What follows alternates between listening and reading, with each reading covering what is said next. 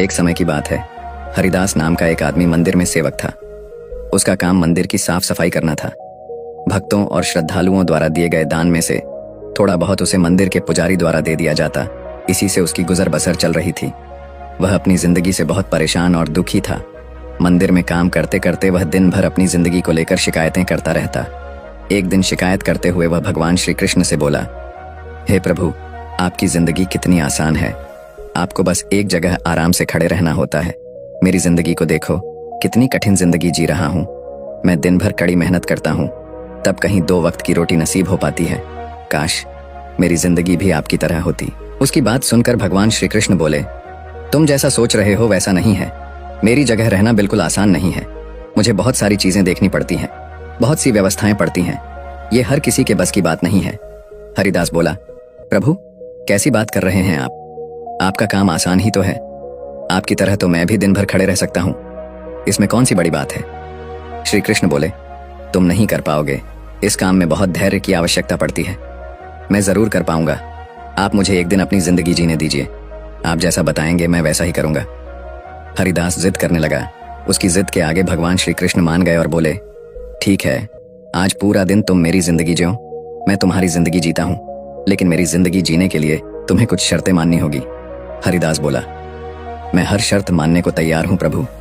श्री कृष्ण बोले, ठीक है, तो ध्यान से सुनो। मंदिर में दिन भर बहुत से लोग आएंगे और तुमसे बहुत कुछ कहेंगे। कुछ तुम्हें अच्छा बोलेंगे तो कुछ बुरा। तुम्हें हर किसी की बात चुपचाप एक जगह मूर्ति की तरह खड़े रहकर धैर्य के साथ सुननी है और उन पर कोई प्रतिक्रिया नहीं देनी है। हरिदास मान गया। श्री कृष्ण और हरिदास अपनी जिंदगी एक दिन के लिए आपस में बदल ली।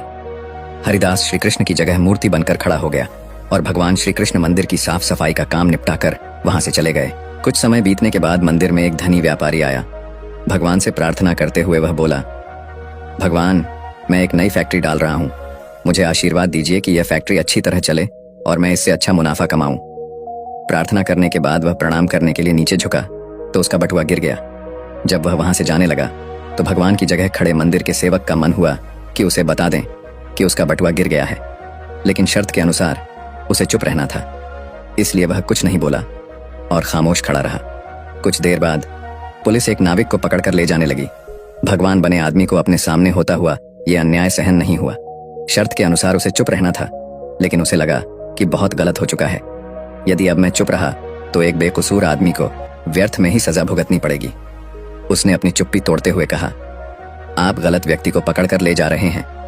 यह बटुआ इस नाविक ने नहीं, बल्कि इसके पहले आए एक गरीब व्यक्ति ने चुराया है। मैं भगवान हूं और मैंने सब देखा है। पुलिस भगवान की बात कैसे नहीं मानती। उनकी बात मानकर उन्होंने नाविक को छोड़ दिया और उस गरीब आदमी को पकड़ लिया जिसने बटुआ लिया था। शाम को जब भगवान वापस आए तो मंदिर के सेवक ने पूरे दिन का वृतांत सुनाते हुए उन्हें गर्व के साथ बताया कि आज मैंने एक व्यक्ति के साथ अन्याय होने से रोका है। देखिए, आपकी जिंदगी जीकर आज मैंने कितना अच्छा काम किया है। उसकी बात सुनकर भगवान बोले, ये तुमने क्या किया? मैंने तुमसे कहा था कि चुपचाप मूर्ति बनकर खड़े रहना, लेकिन वैसा न कर तुमने मेरी पूरी योजना पर पानी फेर दिया। उस धनी व्यापारी ने बुरे कर्मों द्वारा इतना धन कमाया है।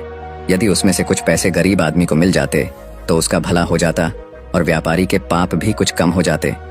जिस नाविक को तुमने समुद्री यात्रा पर भेज दिया है, अब वह जीवित वापस नहीं आ पाएगा। समुद्र में बहुत बड़ा तूफान आने वाला है। यदि वह कुछ दिन जेल में रहता तो कम से कम बच जाता। हरिदास को यह सुनकर एहसास हुआ कि वह तो बस वही देख पा रहा था जो आंखों के सामने हो रहा था। उन सबके पीछे की वास्तविकता को वह देख ही नहीं पा रहा था। जबकि भगवान जीवन के हर पहलू पर विचार करके अपनी योजना बनाते हैं और लोगों के जीवन को चलाते हैं। हम सब भी ये समझ नहीं पाते हैं कि इन सब के पीछे भगवान की कोई न कोई योजना छुपी हुई होती है। ऐसे समय में हमें भगवान पर विश्वास रखकर धैर्य धारण करने की आवश्यकता है। इसीलिए चिंता न करें। यदि आपकी मर्जी से कुछ नहीं हो रहा तो इसका अर्थ है कि वह भगवान की मर्जी से हो रहा है।